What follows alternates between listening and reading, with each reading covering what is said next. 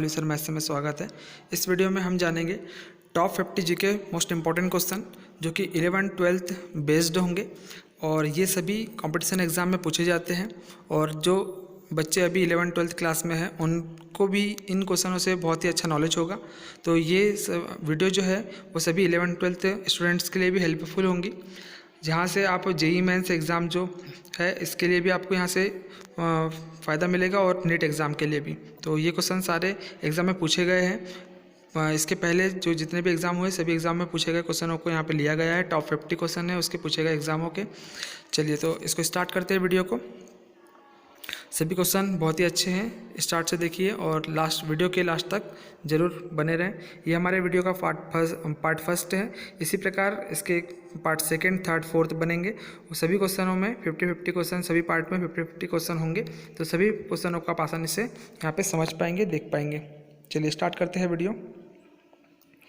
Question first है, carbon dating विधि किसकी आयु निर्धारित करने के लिए अपनाई जाती है। जो कार्बन डेटिंग विधि जो होती है इसके द्वारा क्या किया जाता है, जो जीवाश्म मतलब कि जीव जंतु जो होते हैं उनका जो मृत शरीर, जैसे कोई जीव है वो एक्सपायर हो गया है, उसकी डेथ हो गई है और वो कई सालों बाद हमको मिल रहा है। फॉर एग्ज़ाम्पल हम कोई भी अगर मनुष्य है या कोई व्यक्ति है, व्यक्ति की मृत्यु हो जाती है और उसका हमको डेड बॉडी मिल रही है लगभग 1 ईयर बाद। तो 1 ईयर बाद तो उसका कंकाल बन जाएगा। अब 1 ईयर बाद बोलो या 1000 ईयर बाद बोल लो, कभी भी अगर हमारे को उनकी डेड बॉडी मिलती है तो फिर उस जो डेड बॉडी का हमको अगर हम पता लगाना है कि वो डेड बॉडी कितने ईयर पुरानी है, हमको नहीं पता है लेकिन हमको पता लगाना है कि कितने ईयर पुरानी है, तो उसके द्वारा कार्बन 14, एक कार्बन 12 होता है और एक कार्बन 14 होता है। तो इन कार्बन 12 और कार्बन 14 के द्वारा हम यहाँ पे डेंसिटी करके, कार्बन डेंसिटी बोलते हैं इसको, तो कार्बन डेटिंग या कार्बन डेटिंग की विधि के द्वारा हम यहाँ पे ये पता लगाते हैं इसकी एक कार्बन 14 की एक एज होती है, मतलब 6200 कुछ इसकी समथिंग कुछ एज होती है, 200 के लगभग, 2400 के लगभग यहाँ पे कुछ एज होती है।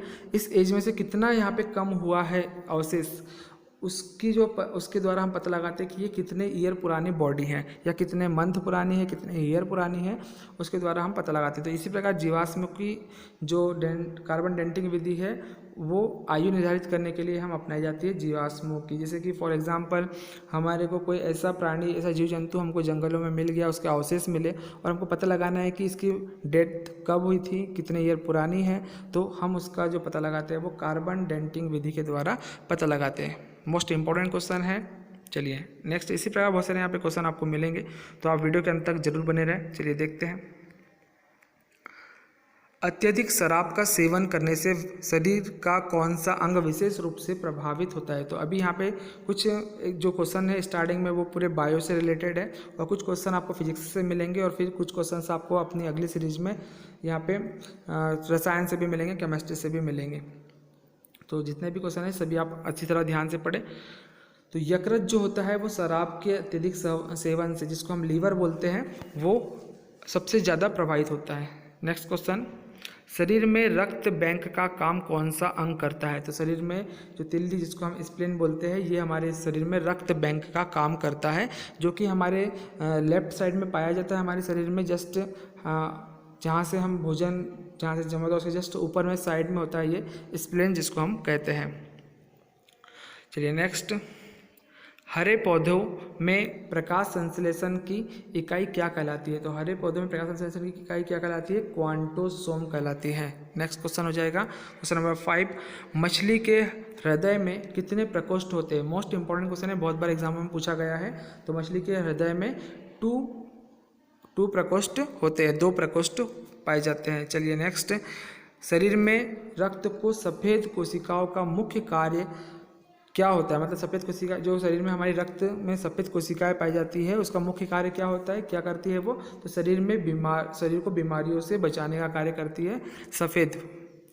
सफ़ेद वाइट ब्लड सेल्स जो होती है वो हमारे शरीर में बीमारियों से बचाने का कार्य करती है। चलिए नेक्स्ट क्वेश्चन नंबर 7, मानव शरीर में रक्त से अवांछनीय पदार्थ को पृथक करने का कार्य कौन सा अंग करता है। तो मानव शरीर में रक्त से अवांछनीय पदार्थ, मतलब कि जो भी अपशिष्ट पदार्थ आ रहे हैं हमारे शरीर में, जो भी जहरीले पदार्थ आ रहे हैं उसको अलग कौन करता है रक्त से, तो वृक्क, किडनी उसको अलग करने का कार्य करती है।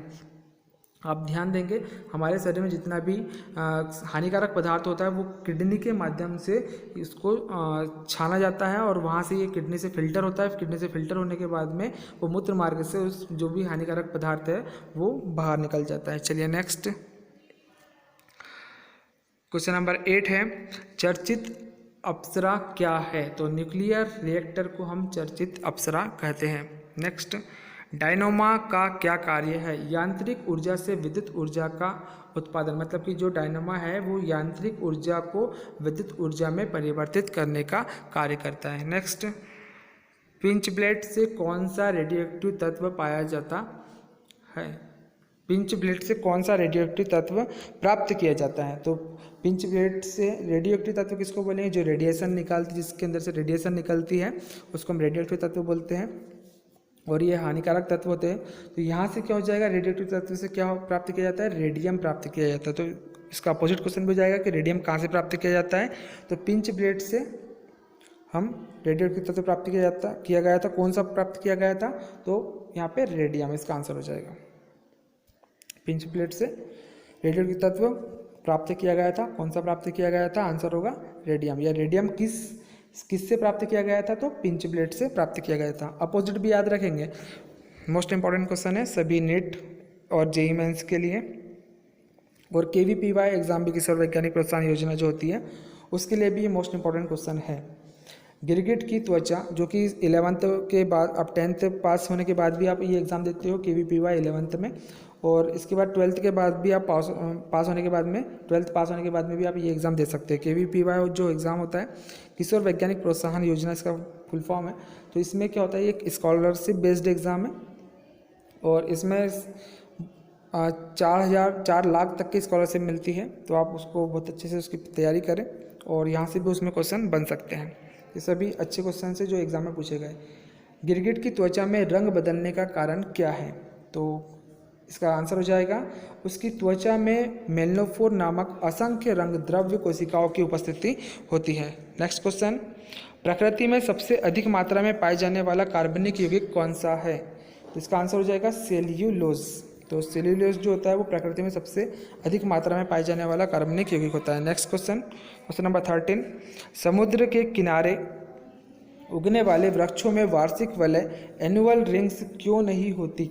तो क्यों नहीं होते हैं? इसका आंसर हो जाएगा यहाँ पे, क्योंकि वहाँ की जलवायु में स्पष्ट भिन्नता नहीं होती है। नेक्स्ट क्वेश्चन, क्वेश्चन नंबर 14, वृद्धावस्था का अध्ययन विज्ञान की किस शाखा के अंतर्गत किया जाता है? तो इसका आंसर हो जाएगा जीरेंटोलॉजी के अंतर्गत क्या होता है? वृद्धावस्था का अध्ययन किया जाता है। नेक्स्ट क्वेश्चन, डोलोमाइट, जिसका सूत्र हो जाएगा यहाँ पे, ये फॉन्ट की वजह से इस प्रकार से लिखा हुआ है, इसका फॉन्ट हो जाएगा, फॉर्मूला हो जाएगा इस प्रकार से CaCO3 carbon calcium carbonate, CaCO3 यहाँ पे बेस में आएगा 3, तो CaCO3 डोलोमाइट, जिसको हम नाम से जानते हैं, किसका एस का है? तो ये है कैल्शियम का, कार्बन इसका नाम हो जाएगा कैल्शियम कार्बोनेट, CO3 कार्बोनेट और Ca कैल्शियम। नेक्स्ट क्वेश्चन, खट्टे फलों में कौन सा विटामिन पाया जाता है? तो खट्टे फलों में जो विटामिन है वो कौन सा पाया जाता है? Vitamin C। विटामिन C जो है वो खट्टे फलों में पाया जाता है। नेक्स्ट क्वेश्चन, ध्वनि की तीव्रता मापने वाला यंत्र क्या कहलाता है? तो ध्वनि की तीव्रता मापने वाला जो यंत्र है उसको हम बोलते हैं ऑडियोमीटर। मोस्ट इंपॉर्टेंट क्वेश्चन है, बहुत बार एग्जाम में पूछा गया है। चलिए नेक्स्ट क्वेश्चन, दूध का खट्टा होना किसके द्वारा होता है? नेक्स्ट क्वेश्चन, जीवाणु द्वारा। तो जीवाणु द्वारा जो होता है वो दूध का खट्टा होना किसके द्वारा होता है? आंसर हो जाएगा जीवाणु द्वारा, मतलब कि जीवाणु के द्वारा खट्टापन इसमें आता है। नेक्स्ट क्वेश्चन, श्वेत प्रकाश के वर्णक्रम में प्रिज्म द्वारा सर्वाधिक विचलित होने वाला कौन सा रंग है? तो श्वेत प्रकाश के वर्णक्रम में प्रिज्म द्वारा सबसे ज़्यादा जो विचलित होता है वो कौन सा रंग होता है? आंसर हो जाएगा बैगनी रंग। ये भी इंपॉर्टेंट क्वेश्चन है 11th-12th के हिसाब से। रेफ्रिजरेटर में प्रशीतक क्या होता है? तो इसको हम क्या होता है, रेफ्रिजरेटर में जो प्रशीतक होता है वो कौन होता है? फ्रियोन होता है। नेक्स्ट क्वेश्चन, दूध से दही बनाने में कौन सा बैक्टीरिया सहायक है? मोस्ट इंपॉर्टेंट क्वेश्चन है। लैक्टोबैसिलस जो होता है वो दूध से दही बनाने में सहायक होता है। लैक्टोबैसिलस जो है वो मोस्ट इंपॉर्टेंट यहाँ पे ये क्वेश्चन हो जाएगा, और इसको अच्छी तरह ध्यान रखें। नेक्स्ट क्वेश्चन, पानी में हवा का बुलबुला किस प्रकार के लेंस की भांति कार्य करता है? तो किस प्रकार के लेंस की भांति कार्य करता है पानी में हवा का बुलबुला? अवतल लेंस की भांति। मोस्ट इंपॉर्टेंट क्वेश्चन है। चलिए नेक्स्ट, किस अंग के कार्य न करने पर डायलिसिस किया जाता है? तो कब किया जाता है? किस अंग के कार्य करने पर डायलिसिस किया जाता है? तो वृक्क जो है, हमारी जो किडनी है, किडनी जब हमारी कार्य नहीं करती है तब हम डायलिसिस करते हैं। नेक्स्ट, मनुष्य के मस्तिष्क का सबसे बड़ा भाग क्या कहलाता है, या सबसे बड़ा भाग क्या होता है? तो प्रमस्तिष्क जो होता है वो मनुष्य के मस्तिष्क का सबसे बड़ा भाग होता है। नेक्स्ट क्वेश्चन, राइफल चलाने पर लगने वाला झटका किसके संरक्षण का उदाहरण है? जो हम बंदूक चलाते हैं, राइफल चलाते हैं, उसमें एक हमको पीछे की ओर झटका लगता है, तो वो जो झटका लगता है वो किसके संरक्षण का उदाहरण है?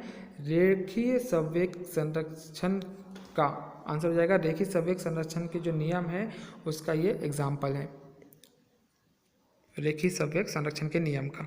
नेक्स्ट, प्रयोगशाला में सर्वप्रथम जीन जो है, जीन का संश्लेषण करने वाला वो वैज्ञानिक कौन था? तो कौन से वैज्ञानिक ने जीन का संश्लेषण किया था? सर्वप्रथम किया। तो ये मोस्ट इंपॉर्टेंट क्वेश्चन बनता है यहाँ से कि जो सर्वप्रथम है वो किसने किया था? तो आंसर हो जाएगा इसका हरगोविंद खुराना। आंसर हो जाएगा हरगोविंद खुराना। चलिए नेक्स्ट, चंद्रमा पर वायुमंडल ना होने का क्या कारण है? तो चंद्रमा पर वायुमंडल ना होने का क्या कारण हो जाएगा? वहाँ सभी गैसों का वर्ग माध्यमूल वेग जो होता है वो उनके पलायन वेग से अधिक है, इसलिए क्या होता है? चंद्रमा पर वायुमंडल ना होने का ये मुख्य कारण हो जाएगा। नेक्स्ट क्वेश्चन, किस एक कोशिकीय शैवाल का उपयोग अंतरिक्ष में खाद्य की समुचित पूर्ति के लिए किया जाता है? तो अंतरिक्ष में जो खाद्य मतलब कि भोजन की जो व्यवस्था की जाती है, उसकी पूर्ति की जाती है, वो किस कोशिकीय शैवाल से की जाती है? आंसर हो जाएगा क्लोरेला। नेक्स्ट, प्राकृतिक रबर किसका बहुलक है? तो प्राकृतिक रबर किसका? मोस्ट इंपॉर्टेंट क्वेश्चन है, 11th-12th बेस्ड क्वेश्चन है। आइसोप्रीन जो है, आइसोप्रीन का जो है वो प्राकृतिक रबर मुख्य इसका बहुलक है। प्राकृतिक रबर किसका बहुलक हो जाएगा? आइसोप्रीन का। मोस्ट इंपॉर्टेंट क्वेश्चन था। इस वीडियो में सभी मोस्ट इंपॉर्टेंट क्वेश्चन है, तो आप इसको अच्छी तरह याद कर लें, बार बार 1 से 2 से 3 बार इस वीडियो को देखें तो आपके सभी क्वेश्चन वैसे ही तैयार हो जाएंगे। द्रव्य की चौथी अवस्था क्या कहलाती है? तो द्रव्य की चौथी अवस्था को हम क्या बोलते हैं? प्लाज्मा। नेक्स्ट, प्रत्यावर्ती धारा की माप किस यंत्र से की जाती है? द्रव्य, एक बार इस क्वेश्चन को फिर से रिमाइंड करेंगे। द्रव्य की चौथी अवस्था कौन सी होती है? द्रव्य का मीन्स होता है पदार्थ। यहाँ पे द्रव्य का मीन्स क्या होता है? पदार्थ, सब्सटेंस जो होता है हमारा, जिसको हम क्या बोलते हैं? पदार्थ, मैटर, ये हमारा क्या होता है? द्रव्य होता है।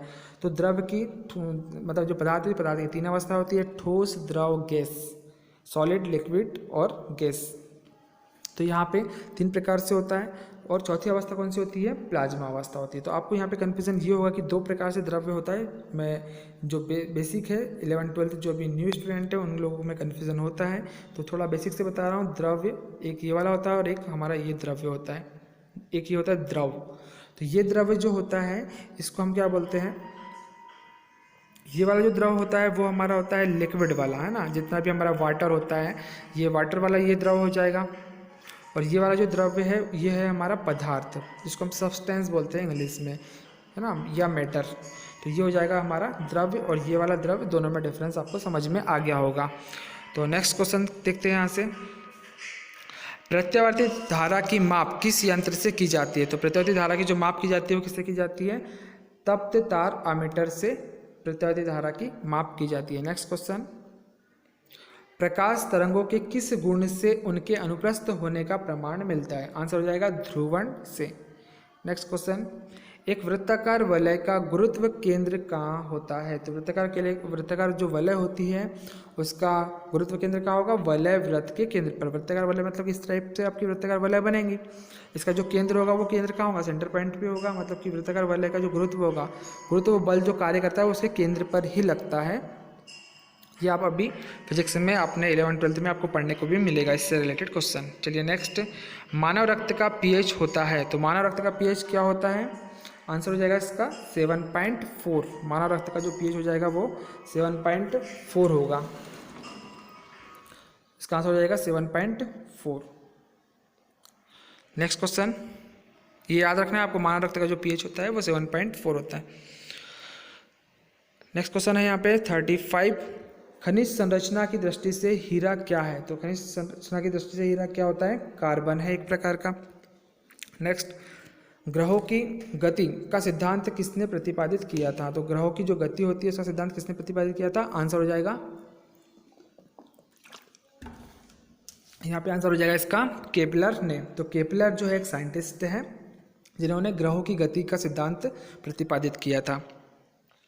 केपलर के नियम भी बने हुए हैं, बहुत इंपॉर्टेंट नियम है, इससे रिलेटेड बहुत सारे क्वेश्चन भी बनते हैं। चलिए नेक्स्ट क्वेश्चन हो जाएगा, हाइड्रोजन बम किस सिद्धांत पर आधारित है? तो ये नाभिकीय संलयन के सिद्धांत पर हाइड्रोजन बम यहाँ पे इसके सिद्धांत पर आधारित है। तो जो हाइड्रोजन बम जो बनाया जाता है वो नाभिकीय संलयन के क्रिया के आधार पर बनाया जाता है, न्यूक्लियर फ्यूजन पर। नेक्स्ट, प्रोटॉन की जो खोज है वो किसने की थी? तो मोस्ट इंपॉर्टेंट क्वेश्चन बन जाएगा यहाँ से। गोल्डस्टीन जो है, जिसका यहाँ पे सन है 1911, 1911 ईस्वी में, यहाँ पे जो 1911 ईस्वी है, 1911 ईस्वी में गोल्डस्टीन ने प्रोटॉन की खोज की थी। तो प्रोटॉन की खोज किसने की थी? गोल्डस्टीन साइंटिस्ट ने प्रोटॉन की खोज की थी। नेक्स्ट क्वेश्चन, कौन सा पदार्थ पृथ्वी पर तीनों अवस्थाओं में पाया जाता है? तो ये तो सभी को पता होता है, मोस्ट इंपॉर्टेंट क्वेश्चन भी है, बेसिक क्वेश्चन है, बहुत ही बेसिक क्वेश्चन है कि जो पानी है, वाटर है, वो ठोस, द्रव और गैस तीनों अवस्थाओं में पाया जाता है पृथ्वी के ऊपर। चलिए नेक्स्ट, हीरे के संबंध में कैरेट क्या होता है? तो यहाँ पे ये इंपॉर्टेंट है, कुछ लोगों को इसके बारे में जानकारी नहीं होती है। तो हीरे के संबंध में जो हम बोलते हैं कि 24 कैरेट 23 कैरेट जो सोना होता है, सॉरी हीरे की बात कर रहे हैं यहाँ पे, हीरा जो होता है वो क्या होता है, मतलब कैरेट में क्या है, वो मापक है किस प्रकार से? तो हीरे के जो भार का मात्रक है वो हम बोलते हैं कैरेट को। कैरेट क्या होता है? हीरे के भार का मात्रक, उसके वजन का मात्रक होता है कैरेट। मतलब कि हीरो को किस में मापा जाता है? तो कैरेट में मापा जाता है। इसी प्रकार सोने को भी कैरेट में मापा जाता है, गोल्ड को। नेक्स्ट क्वेश्चन, गैल्वेनीकृत लोहे पर किसका लेप होता है? तो किसका होता है? आंसर हो जाएगा जिंक का। नेक्स्ट क्वेश्चन, भारत में 28 फरवरी को विज्ञान दिवस किस उपलक्ष्य में मनाया जाता है? तो कब मनाया जाता है? मोस्ट इंपॉर्टेंट क्वेश्चन है। सीवी रमन द्वारा रमन प्रभाव की खोज करने के दिन के उपलक्ष्य में यहाँ पे ये मनाया जाता है। नेक्स्ट क्वेश्चन, 7 नवंबर 1888 भारत के किस महान वैज्ञानिक का जन्मदिन है?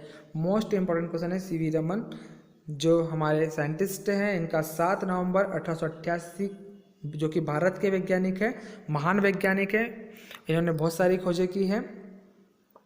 तो यहाँ पे इनका जन्मदिन आपको याद रखना है, जो कि सभी एग्जाम में पूछा जाता है। आयोडीन युक्त नमक का प्रयोग किस बीमारी की रोकथाम के लिए किया जाता है? तो किस बीमारी की रोकथाम के लिए किया जाता है आयोडीन युक्त नमक का प्रयोग? तो यहाँ पे हो जाएगा इसका आंसर, गलगंड नामक जो बीमारी है उसके रोकथाम के लिए इसका उपयोग किया जाता है। विद्युत मोटर का क्या कार्य है? तो विद्युत मोटर का कार्य क्या है? विद्युत मोटर जो होता है, विद्युत ऊर्जा का यांत्रिक ऊर्जा में रूपांतरण करने का कार्य कौन करता है? तो विद्युत मोटर करता है।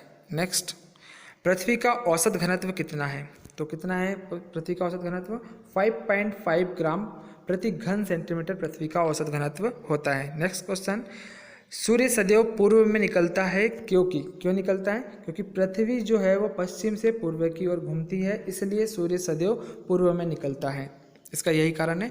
नेक्स्ट क्वेश्चन, पौधों में वाष्पोत्सर्जन दर के निर्धारण के लिए किस यंत्र का उपयोग किया जाता है? आंसर हो जाएगा पोटोमीटर का। Question number 49। Next, red lead का रासायनिक सूत्र क्या है? तो यहाँ पे फॉन्ट मिस्टेक की वजह से इसको ऐसा लिखा हुआ है, इसको इस प्रकार लिखेंगे, Pb3 Pb3O4 जो होता है वो हमारा रेड लेड का रासायनिक सूत्र होता है, केमिकल फॉर्मूला रेड लेड का Pb3O4। नेक्स्ट क्वेश्चन, ये फॉर्मूले जितने भी आप अच्छी तरह याद रखें और ज़्यादा से ज़्यादा केमिकल फॉर्मूले याद रखने से आपकी केमिस्ट्री में अच्छी पकड़ बनेगी, तो आप फॉर्मूले ज़्यादा से ज़्यादा याद रखें। लास्ट क्वेश्चन है हमारे इस वीडियो का, मानव शरीर में विटामिन के का निर्माण किस अंग में होता है? आंसर हो जाएगा कोलन में बैक्टीरिया द्वारा होता है। मानव शरीर में जो विटामिन के का जो निर्माण किया जाता है वो किस अंग में होता है? तो कोलन हमारे शरीर का एक पार्ट होता है, उसमें होता है। किसके द्वारा होता है? बैक्टीरिया के द्वारा। तो इस प्रकार से हमारे वीडियो के question 50 top most important question थे जो कि समाप्त होते हैं। और इस प्रकार हमारे वीडियो का ये पार्ट फर्स्ट था। इसके बाद नेक्स्ट पार्ट सेकंड आएगा। यदि आपने हमारे चैनल को आपने अभी तक सब्सक्राइब नहीं किया है, आप हमारे चैनल पे न्यू हो, तो हमारे चैनल को आप लाइक, सब्सक्राइब और शेयर जरूर करें। चलिए मिलते हैं नेक्स्ट वीडियो पार्ट 2 में। तब तक के लिए धन्यवाद।